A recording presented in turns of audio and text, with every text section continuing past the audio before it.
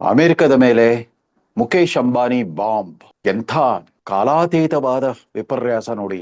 ಇಡೀ ಪ್ರಪಂಚವೇ ಈ ಡೊನಾಲ್ಡ್ ಟ್ರಂಪ್ ಮಹಾಶಯ ಇಸ್ರೇಲ್ ಜೊತೆಗೂಡಿ ಇರಾನ್ನ ಸಂಹಾರ ಮಾಡಲಿಕ್ಕೆ ಒಂದು ದೊಡ್ಡ ಜಾಗತಿಕ ಯುದ್ಧವನ್ನೇ ಮಾಡ್ತಾ ಇರುವಾಗ, ಪ್ರಪಂಚದ ಬಹುತೇಕ ರಾಷ್ಟ್ರಗಳು ಪೆಟ್ರೋಲಿಯಂ ಉತ್ಪನ್ನಗಳ ಕೊರತೆಯಿಂದ ತತ್ತರಿಸ್ತಾ ಇರುವಾಗ, ಇಡೀ ಭಾರತದಾದ್ಯಂತ LPG ಸಿಲಿಂಡರ್ ಕೊರತೆಗಳಿಂದ ಹೋಟೆಲ್ ಉದ್ಯಮ ಬಂದ್ ಆಗೋ ಸ್ಥಿತಿಗೆ ಬಂದಿರುವಾಗ, ಇದೇ ಡೊನಾಲ್ಡ್ ಟ್ರಂಪ್ ಮಹಾಶಯ ಮೊನ್ನೆ ಮಂಗಳವಾರ ಮಾರ್ಚ್ 10ಕ್ಕೆ ಇದ್ದಕ್ಕಿದ್ದಂತೆ ಒಂದು ಪ್ರಚಂಡ ಘೋಷಣೆಯನ್ನ ಮಾಡಿದ್ದಾರೆ. ಅಮೆರಿಕಾದ ಇದುವರೆಗಿನ 50 ವರ್ಷಗಳ ಇತಿಹಾಸದಲ್ಲೇ ಎಂದೂ ಕಂಡರಿಯದಿದ್ದ ಪ್ರಮಾಣದಲ್ಲಿ, ಅಂದ್ರೆ $300 ಬಿಲಿಯನ್ ಬಂಡವಾಳ ಹೂಡಿಕೆಯನ್ನ ಭಾರತೀಯ ಮೂಲದ ರಿಲಯನ್ಸ್ ಪೆಟ್ರೋಲಿಯಂ ಲಿಮಿಟೆಡ್ ಕಂಪನಿ ಮಾಡ್ಲಿಕ್ಕೆ ಮುಂದೆ ಬಂದಿದೆ ಅಂತ ಅಂದ್ಬಿಟ್ಟು ಘೋಷಣೆ ಮಾಡಿದ್ದಾರೆ. ಟೆಕ್ಸಸ್ ರಾಜ್ಯದ ಬ್ರೌನ್ಸ್ವಿಲ್ಲೆ ಬಂದರಿನಲ್ಲಿ, ಅಂದ್ರೆ ಅಟ್ಲಾಂಟಿಕ್ ಮಹಾಸಾಗರದ ದಂಡೆಗುಂಟ ಇರುವ ಹಲವಾರು ಬಂದರುಗಳ ಪೈಕಿ, ವ್ಯಾಪಾರಿ ಬಂದರುಗಳ ಪೈಕಿ ಈ ಬ್ರೌನ್ಸ್ವಿಲ್ಲೆ ಬಂದರಿನ ಮೇಲೆ ಅಮೆರಿಕ ಫಸ್ಟ್ ರಿಫೈನಿಂಗ್ ಅನ್ನೋ ಕಂಪನಿಯ ಹೆಸರಲ್ಲಿ ಭಾರತದ ಅತ್ಯಂತ ಶ್ರೀಮಂತ, ಅತ್ಯಂತ ಯಶಸ್ವಿ ಉದ್ಯಮಪತಿ ಮುಖೇಶ್ ಅಂಬಾನಿ ತಮ್ಮ ರಿಲಯನ್ಸ್ ಪೆಟ್ರೋಲಿಯಂ ಕಂಪನಿಯ ಮೂಲಕ $300 ಬಿಲಿಯನ್ ಬಂಡವಾಳ ಹೂಡಿಕೆಯ ಒಂದು ತೈಲ ಶುದ್ಧೀಕರಣ ಘಟಕವನ್ನು ಸ್ಥಾಪಿಸಲಿಕ್ಕೆ ಒಪ್ಪಿಗೆ ಕೊಟ್ಟಿದ್ದಾರಂತೆ. $300 ಬಿಲಿಯನ್ ಅಂತಂದ್ರೆ 27.5 ಲಕ್ಷ ಕೋಟಿ ರೂಪಾಯಿ ಲೆಕ್ಕಾಚಾರದಲ್ಲಿ 27.5 ಲಕ್ಷ ಕೋಟಿ ಬಂಡವಾಳ ಹೂಡಿಕೆಯ ಒಪ್ಪಂದಕ್ಕೆ ಸಹಿ ಹಾಕಿದ್ದಾರಂತೆ. ಇದನ್ನ ಬಹಳ ಸಂಭ್ರಮದಿಂದ ಘೋಷಣೆ ಮಾಡಿದ್ದಾರೆ ಡೊನಾಲ್ಡ್ ಟ್ರಂಪ್. ಯಾವ ಡೊನಾಲ್ಡ್ ಟ್ರಂಪ್? 2025 ಒಂದು ವರ್ಷದ ಹಿಂದೆ ಫೆಬ್ರವರಿ 24ರಂದು ಭಾರತದ ಪ್ರಧಾನಮಂತ್ರಿ ನರೇಂದ್ರ ಮೋದಿ ಅವರು ಅಮೆರಿಕದ ಅಧಿಕೃತ ಪ್ರವಾಸಕ್ಕೆ ಬಂದಾಗ, ಸ್ವತಃ ತಮ್ಮನ್ನು ಭೇಟಿಯಾಡ್ಲಿಕ್ಕೆ ಬರ್ತಾರೆ ಅಂತ ಇನ್ನು ಅರ್ಧ ಗಂಟೆ ಸಮಯವಿದ್ದಾಗ, ಇದ್ದಕ್ಕಿದ್ದಂತೆ ಭಾರತದ ವಿರುದ್ಧ, ಪ್ರಪಂಚದ ಅನೇಕ ರಾಷ್ಟ್ರಗಳ ವಿರುದ್ಧ ಟ್ಯಾರಿಫ್ ವಾರ್ ಘೋಷಣೆ ಮಾಡಿದ್ದ ಡೊನಾಲ್ಡ್ ಟ್ರಂಪ್. ಯಾವ ಡೊನಾಲ್ಡ್ ಟ್ರಂಪ್? ಆಪರೇಷನ್ ಸಿಂಧೂರದ ನಂತರ ಭಾರತದಂತಹ ಬಹುಕಾಲದ ಮಿತ್ರ ರಾಷ್ಟ್ರ, ಪ್ರಜಾಪ್ರಭುತ್ವವಾದಿ ರಾಷ್ಟ್ರದ ವಿರುದ್ಧ ಇದ್ದಕ್ಕಿದ್ದಂತೆ ಪಾಕಿಸ್ತಾನದಂತ ಒಂದು ಯುದ್ಧದಾಯಿ ಮುಟ್ಟಾಳ ರಾಷ್ಟ್ರವನ್ನೇ ಎತ್ತಿ ಕಟ್ಟಿದ್ದ ಡೊನಾಲ್ಡ್ ಟ್ರಂಪ್. ಇದುವರೆಗೂ ಹೆಜ್ಜೆಗೂ ನರೇಂದ್ರ ಮೋದಿಗೆ ಮುಜುಗರ ಆಗುವಂತ, ಭಾರತಕ್ಕೆ ಅಪಮಾನ ಆಗುವಂತ ಹೇಳಿಕೆ ಮತ್ತು ನೀತಿಗಳನ್ನು ಪ್ರಕಟಿಸ್ತಾ ಇದ್ದ ಡೊನಾಲ್ಡ್ ಟ್ರಂಪ್ ಇವತ್ತು ಭಾರತದ ಉದ್ಯಮಪತಿಯ ಬಂಡವಾಳ ಹೂಡಿಕೆ ಬಗ್ಗೆ ಸಂಭ್ರಮದಿಂದ ಘೋಷಣೆ ಮಾಡಿದ್ದಾರೆ. ಈ ಬ್ರೌನ್ಸ್ವಿಲೆ ಬಂದರಿನಲ್ಲಿ ಅಮೆರಿಕ ಫಸ್ಟ್ ರಿಫೈನಿಂಗ್ ಅನ್ನೋ ಕಂಪನಿ ಹೆಸರಲ್ಲಿ ಮುಖೇಶ್ ಅಂಬಾನಿ ಅವರ ಕಂಪನಿ ಸ್ಥಾಪಿಸಲಿರುವ ಈ ಘಟಕ, ಈ ತೈಲ ಶುದ್ಧೀಕರಣ ಘಟಕ, ಪೆಟ್ರೋಲಿಯಂ ಉತ್ಪನ್ನಗಳನ್ನ ತಯಾರಿಸುವ ಘಟಕ, ಇದು ಮುಂದಿನ 2 ವರ್ಷಗಳಲ್ಲಿ ತನ್ನ ಕಾರ್ಯಾರಂಭ ಮಾಡಿಬಿಡಬಹುದಂತೆ. ಅಂತ ತ್ವರಿತಗತಿಯಲ್ಲಿ ಈ ಯೋಜನೆ, ಇಡೀ ಯೋಜನೆ, ಬೃಹತ್ ಯೋಜನೆ ಕಾರ್ಯಾಚರಣೆ ನಡೆಯುತ್ತೆ. ಅಂದ್ರೆ ಯಾವ ಭಾರತ ಒಂದು ಕಾಲದಲ್ಲಿ ಎಲ್ಲ ಪೆಟ್ರೋಲಿಯಂ ತೈಲ ಉತ್ಪನ್ನಗಳನ್ನ ಆಮದು ಮಾಡ್ಕೊಳ್ತಾ ಇತ್ತೋ, ಇವತ್ತು ರಫ್ತು ಮಾಡುವ ಸಾಮರ್ಥ್ಯವನ್ನ ಪಡ್ಕೊಂಡಿದೆ.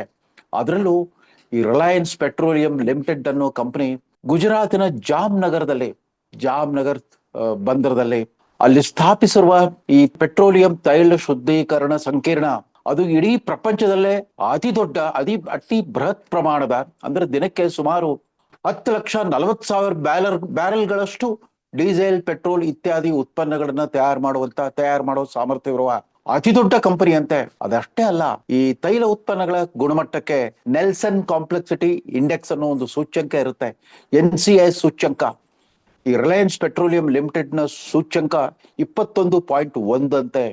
ಅಂದ್ರೆ ಪ್ರಪಂಚದ ಇತರ ಯಾವುದೇ ಆಯಿಲ್ ರಿಫೈನರಿ ಕಂಪನಿಗಳ ಪೈಕಿ ಅತ್ಯಂತ ಉತ್ಕೃಷ್ಟ ಗುಣಮಟ್ಟದ ತೈಲೋತ್ಪನ್ನಗಳನ್ನು ಕೊಡುವಂತಹ, ಅಂದ್ರೆ ಪರಿಸರ ರಕ್ಷಣೆಗೆ ಪೂರಕವಾದಂತ ಉತ್ಕೃಷ್ಟ ಗುಣಮಟ್ಟದ ತೈಲ ಉತ್ಪಾದನೆ ಮಾಡೋ ಸಾಮರ್ಥ್ಯಕ್ಕೆ ಇರೋ ಕಂಪನಿ ಅಂತ ಪ್ರಪಂಚದ ನಂಬರ್ 1 ಕಂಪನಿಯನ್ನು ಹೆಗ್ಗಳಿಕೆಯನ್ನು ಪಡ್ಕೊಂಡ್ಬಿಟ್ಟಿದೆ ಈ ರಿಲಯನ್ಸ್ ಇಂಡಸ್ಟ್ರೀಸ್ ಪೆಟ್ರೋಲಿಯಂ.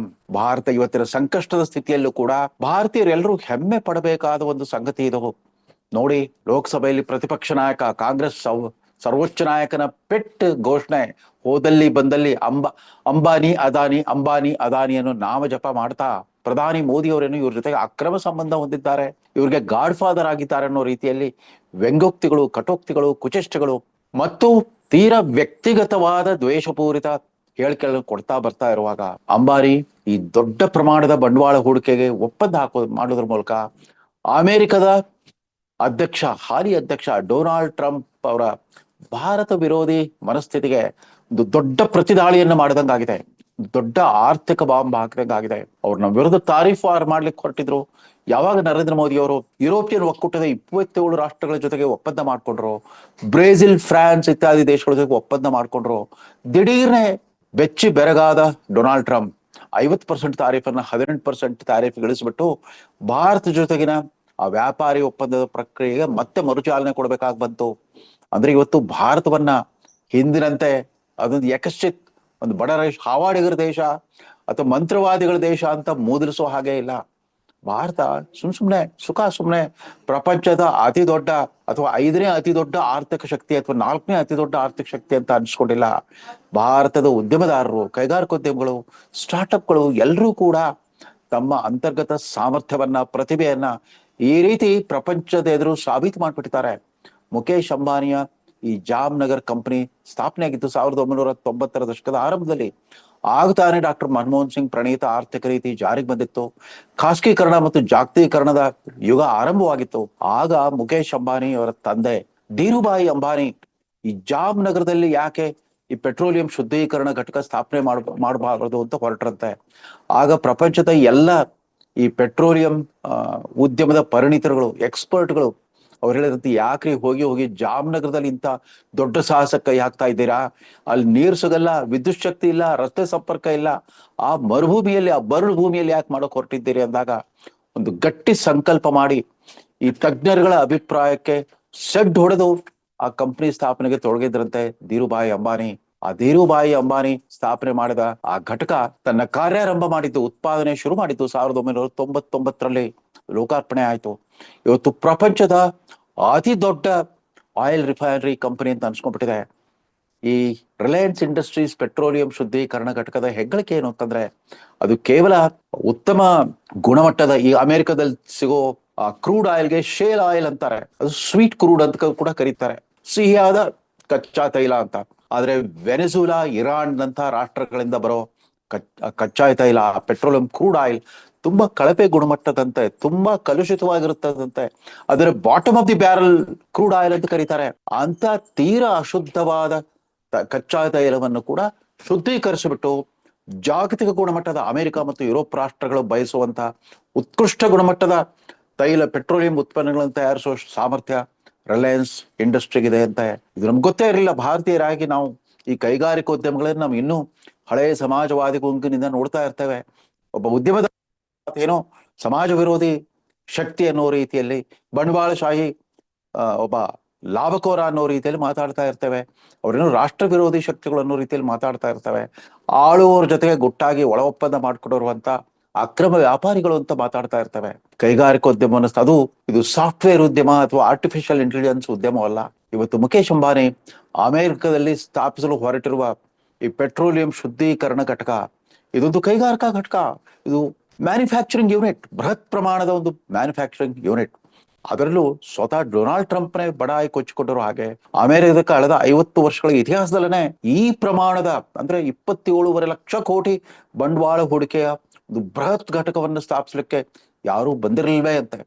ಸೊ ಆ ತರದ ಒಂದು ಹೆಮ್ಮೆಯ ಸಾಧನೆ ಅನ್ನೋ ರೀತಿಯಲ್ಲಿ ಡೊನಾಲ್ಡ್ ಟ್ರಂಪ್ ಕಡೆಗೂ ಒಪ್ಕೊಂಡ್ರಲ್ಲ, ಭಾರತದ ಸಾಮರ್ಥ್ಯವನ್ನ ಗೌರವಿಸಿದ್ರಲ್ಲ. ಇವತ್ತು ಮೋದಿಯವರ ವಿದೇಶಾಂಗ ನೀತಿ, ರಕ್ಷಣಾ ನೀತಿಗಳು ಅವರ ವಿರೋಧಿಗಳಿಂದ ಅತೀವವಾದ ಟೀಕೆ ಟಿಪ್ಪಣಿಗಳಿಗೆ, ಕೋಕ ಹೇಳಿಕೆಗಳಿಗೆ ಮತ್ತು ಕುಚೇಷ್ಟೆಯ ಅಭಿಪ್ರಾಯಗಳಿಗೆ ಬಲಿಯಾಗ್ತಿರುವಾಗ ಇದೊಂದು ಮೋದಿಯವರ ಬಹುಕೇಂದ್ರಿತ ಬಹುವಿಧದ ವಿದೇಶಾಂಗ ನೀತಿ ಯಾವ ರೀತಿ ಇದೆ ಅಂತಂದ್ರೆ, ಅಮೆರಿಕದ ಎಲ್ಲ ಬೆದರಿಕೆಗಳ ನಡುವೆ ರಷ್ಯಾದಿಂದ ತೈಲ ಖರೀದಿ ಮಾಡ್ತಾ ಇದ್ದೇವೆ, ಅಮೆರಿಕದಿಂದ ಕೂಡ ತೈಲ ಸಂಬಂಧಿ ವ್ಯಾಪಾರಿ ಒಪ್ಪಂದವನ್ನ ಮಾಡ್ಕೊಂಡಿದ್ದೇವೆ, ಇಸ್ರೇಲ್ ಜೊತೆಗೆ ರಕ್ಷಣಾ ವಿಚಾರದಲ್ಲಿ ಮೈತ್ರಿಯನ್ನು ಸ್ಥಾಪಿಸಿಕೊಂಡಿದ್ದೇವೆ, ಇರಾನ್ ಅಧ್ಯಕ್ಷರ ಜೊತೆಗೆ ನೇರವಾಗಿ ಸಹಾನುಭೂತಿ ಪರವಾಗಿ ನರೇಂದ್ರ ಮೋದಿ ಅವರು ಮಾತಾಡ್ತಾ ಇದ್ದಾರೆ, ಇರಾನ್ ಹಡಗುಗಳಿಗೆ ಕೊಚ್ಚಿನ್ ಬಂದರಿನಲ್ಲಿ ನಾವು ರಕ್ಷಣೆ ಕೊಟ್ಟಿದ್ದೇವೆ. ಅದಷ್ಟೇ ಅಲ್ಲ, ಹೋಮುಸ್ ಜಲಸಂಧಿ ಏನಿದೆ ಅಲ್ಲಿ ಈಗಾಗಲೇ ಭಾರತೀಯ ಹಡಗುಗಳಿಗೆ ಅಂದ್ರೆ ತೈಲವನ್ನ ಹೊತ್ತು ತರೋ ಹಡಗುಗಳಿಗೆ ಮುಕ್ತ ಪರವಾನಗಿಯನ್ನು ಕೊಟ್ಬಿಟ್ಟಿದೆ ಇರಾನಿ ಸರ್ಕಾರ. ಈ ರೀತಿ ಪರಸ್ಪರ ಯುದ್ಧವಾಡುತ್ತಿರೋ ಶಕ್ತಿಗಳ ಜೊತೆಗೆ ಕೂಡ ಒಂದು ಸಮಾನ ಅಂತರದಲ್ಲಿ ವ್ಯವಹರಿಸುವ ಒಂದು ವಿಶಿಷ್ಟವಾದ ವಿದೇಶಾಂಗ ನೀತಿ ಇದು. ನೇಷನ್ ಫಸ್ಟ್ ಅಂತ.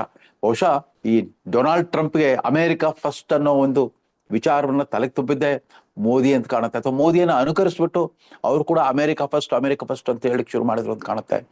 Nation first.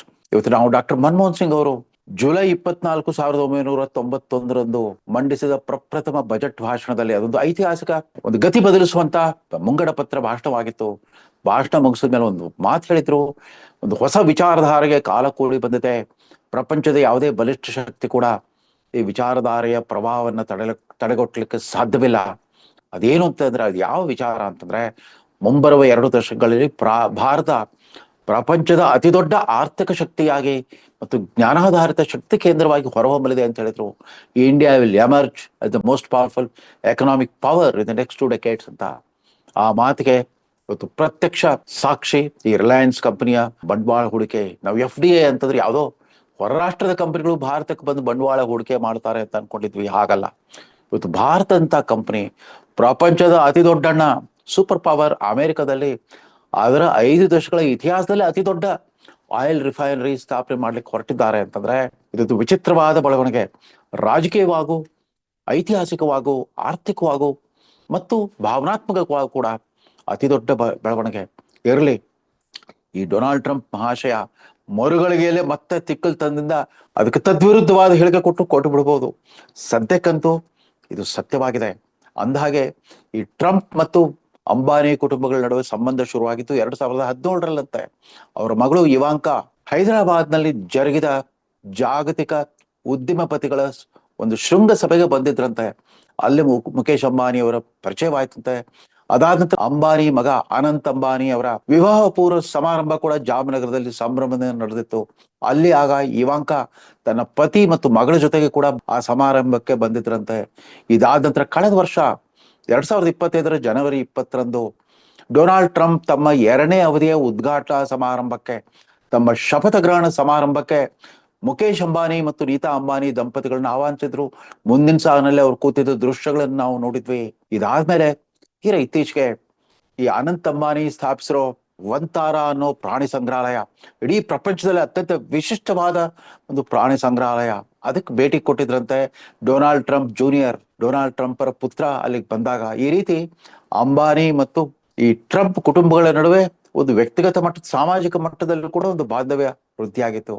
ಅದರಲ್ಲಿ ಭಾರತವನ್ನ ಪದೇ ಪದೇ ಬ್ಲ್ಯಾಕ್ ಮೇಲ್ ಮಾಡ್ತಾ ಬಂದ ಡೊನಾಲ್ಡ್ ಟ್ರಂಪ್ ಮಹಾಶಯ ಇವಾಗ ರಿಲಯನ್ಸ್ ಪೆಟ್ರೋಲಿಯಂ ಲಿಮಿಟೆಡ್ ನ ಮಾಲೀಕ ಮುಖೇಶ್ ಅಂಬಾನಿ ಹೂಡ್ತಾ ಇರೋ ಆ 27.5 ಲಕ್ಷ ಕೋಟಿ ಬಂಡವಾಳ ಹೂಡಿಕೆಯನ್ನ ಬಹಳ ತುಂಬ ಹೃದಯದಿಂದ ಸ್ವಾಗತಿಸಿದ್ದಾರೆ, ಸಂಭ್ರಮದಿಂದ ಸೆಲೆಬ್ರೇಟ್ ಮಾಡ್ತಾ ಇದ್ದಾರೆ. ಬರುವ ನವೆಂಬರ್ನಲ್ಲಿ ತಾವು ಎದುರಿಸಬೇಕಾಗಿರೋ ಮಧ್ಯಕಾಲೀನ ಚುನಾವಣೆ, ಅಮೆರಿಕದ ಸಂಸತ್ತಿಗೆ, ಅಮೆರಿಕದ ಕಾಂಗ್ರೆಸ್ಗೆ ಒಂದು ಚುನಾವಣೆ ನಡೀತಾ ಇದೆ. ಅದು ಟೆಕ್ಸಾಸ್ ಅಂತ ರಾಜ್ಯದಲ್ಲಿ ಬಹಳ ಪ್ರತಿರೋಧ ಇತ್ತು ಇವರ ನಾಯಕತ್ವಕ್ಕೆ. ಸ್ವಲ್ಪ ಮಟ್ಟಿಗೆ ಟೆಕ್ಸಾಸ್ನ ಮತದಾರರು ಕೂಡ ಸಮಾಧಾನ ಪಡಿಸುವಂತ ಸುದ್ದಿ ಅಂತ ಕಾಣುತ್ತೆ. ಅಂದಾಗೆ ಟೆಕ್ಸಾಸ್ನ ದಕ್ಷಿಣ ತುದಿಯಲ್ಲಿರುವ ಅಟ್ಲಾಂಟಿಕ್ ಮಹಾಸಾಗರ ದಂಡೆಯಲ್ಲಿರುವ ಈ ಬ್ರೌನ್ಸ್ವಿಲೆ ಬಂದರ್ನಲ್ಲಿ ಅಮೆರಿಕ ಫಸ್ಟ್ ರಿಫೈನಿಂಗ್ ಅನ್ನೋ ಕಂಪನಿ ಭಾರತದ ಆರ್ಥಿಕ ಶಕ್ತಿ ಮತ್ತು ಉದ್ಯಮಶೀಲತೆಯ ಒಂದು ಬಹುದೊಡ್ಡ ಸಂಕೇತವಾಗಿ ಅರಳಿ ಅಂತ ಹಾರಿಸ್ತಾ ಈ ಸಂಚಿಕೆಯನ್ನು ಮುಗಿಸ್ತಾ ಇದ್ದೇನೆ. ನಮಸ್ಕಾರ.